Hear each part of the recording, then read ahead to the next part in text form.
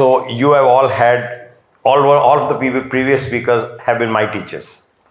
And all of them have taught us from various stages of life. And we still look up to them to still ask certain questions. Maybe not in orthopedics, but a lot of things in life we still take their guidance as far as they are concerned. So you have all understood the need for a physical course. I would only suggest make the best use of the course. The best use of the course is drop all your inhibitions. Be as interactive as possible. Anyone, not even a person if you are the only one who is not able to understand what is being taught, get up, stop and ask. That will be the best use you can make of this course. Don't hesitate that what will my colleagues say, what will these people say.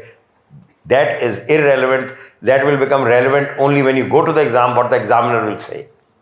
Okay? So make the best use by interacting positively as much as possible in this course. Drop all the inhibitions and come forward and discuss.